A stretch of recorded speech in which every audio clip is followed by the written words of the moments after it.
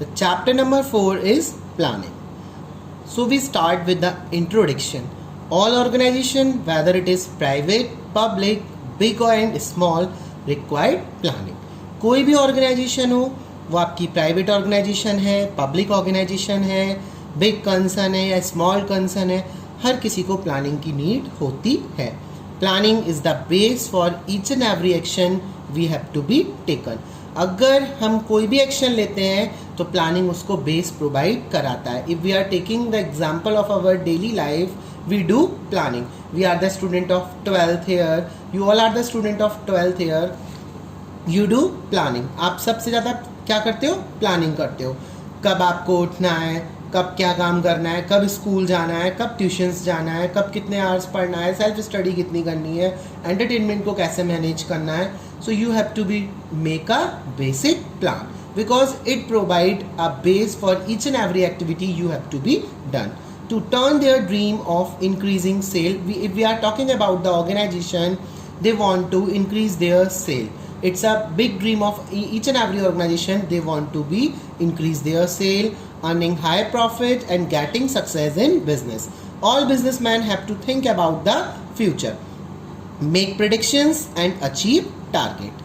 जब हम अपने ड्रीम को चेंज करना चाहते हैं, हम अपने ड्रीम को बिग ड्रीम में चेंज करना चाहते हैं, स्मॉल ड्रीम्स को, जैसे ड्रीम लाइक हमें अपनी सेल्स बढ़ानी है, हमें अच्छा प्रॉफिट अर्न करना है, हमें ऑर्गेनाइजेशन को सक्सेस बहुत ज़्यादा एक सक्सेसफुल ऑर्गेनाइजेशन में चेंज करना है.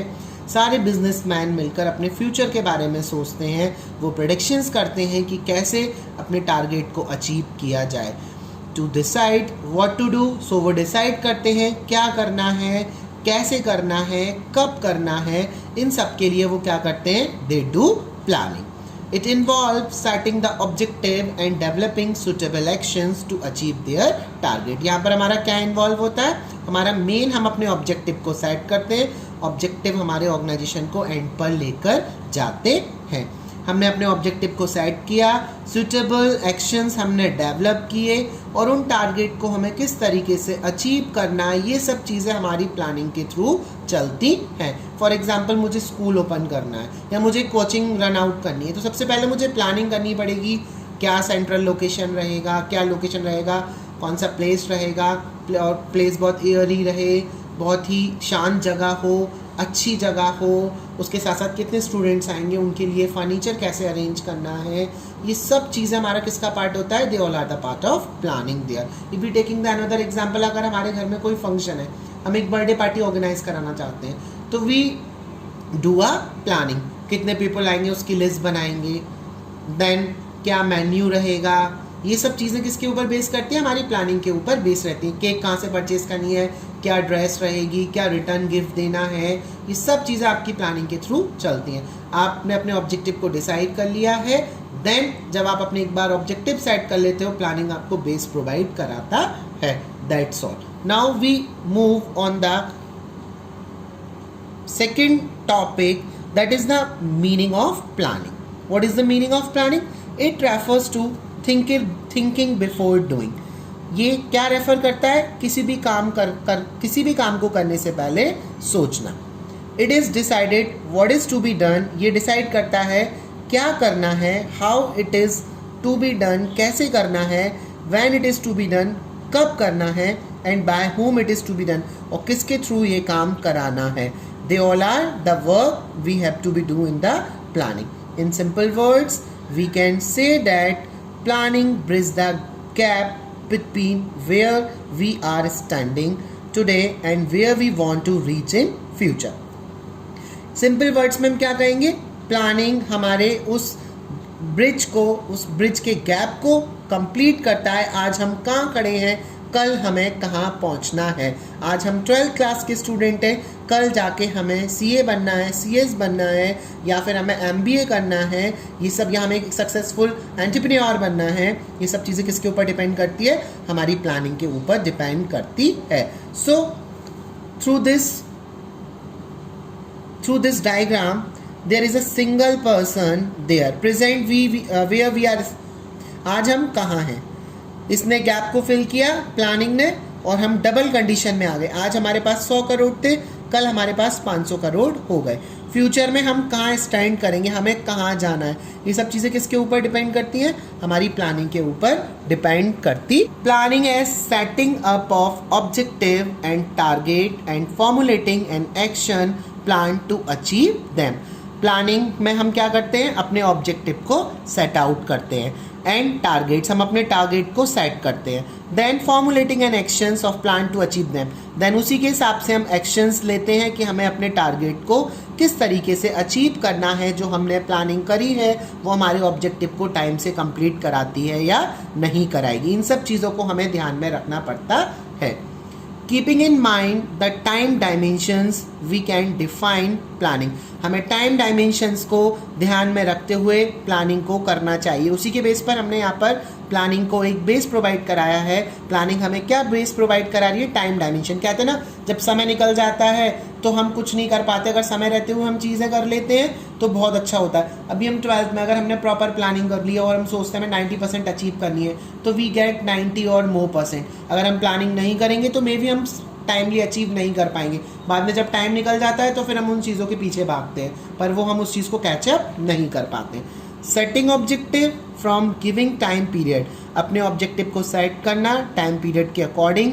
Formulating various course of actions, different actions को लेना, and selecting best possible alternative, और डिफरेंट ऑल्टरनेटिव होते हैं उनमें से एक बेस्ट ऑल्टरनेटिव को सेलेक्ट करना by keeping in mind the time dimensions. Time main factor होता है, टाइम को हमें प्लानिंग के टाइम पर टाइम को हमें सबसे ज़्यादा कंसीडर करना चाहिए।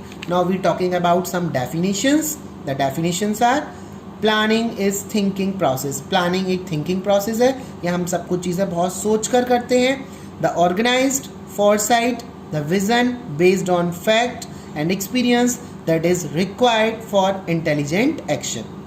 थिंकिंग प्रोसेस है, हम यहाँ चीज़ों को ऑर्गेनाइज करते हैं, वो हमारे पास एक फॉरसाइटनेस होती है, हमारी एक विज़न है, हम एक विज़न पे बेस्ड होते हैं, हमारे कुछ फैक्ट्स होते हैं, हमारे एक्सपीरियंस होते हैं जो हमारी प्लानिंग को इंटेलिजेंट एक्शंस में चेंज करने में हमारी हेल्प करते हैं।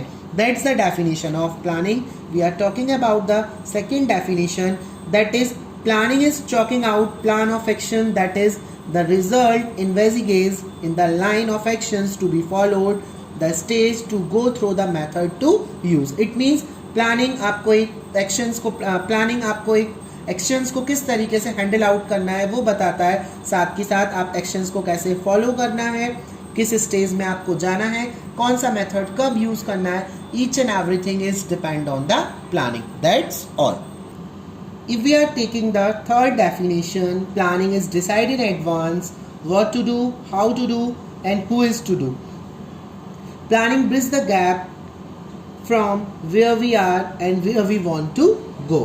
It makes it possible for things to happen. If we are talking about the meaning, we are talking about the conclusion. In very few words, I am talking about the conclusion of the meaning of planning.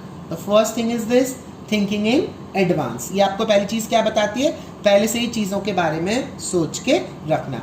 Number 2, involve choice. So many choices are involved there. आपको ये select करना है, आपको ये select नहीं करना है, so choices is also involved there.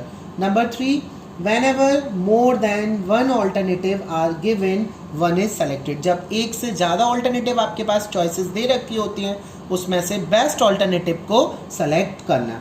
Next, it is a primary function. ये एक प्राइमरी फंक्शन बोला जाता है, ये हर फंक्शंस को बेस प्रोवाइड कराता है, हर किसी को प्लानिंग करना बहुत ही ज़रूरी होता है। That's why it's a primary function.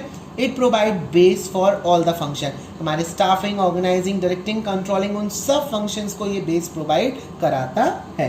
Next, standard for controlling, ये हमें स्टैंडर्ड प्रोवाइड कराता है कि how to control the things. If planning is going on in a perfect manner, the things is everything is control. अगर planning हमारी गड़बड़ हो जाती है तो चीज़ें हम कंट्रोल करना बहुत मुश्किल हो जाता है। Next, bringing innovative idea. और प्लानिंग में आप क्या करते हो, because it is a mental process, when we have to be do anything, first we have to be thinking about so many time.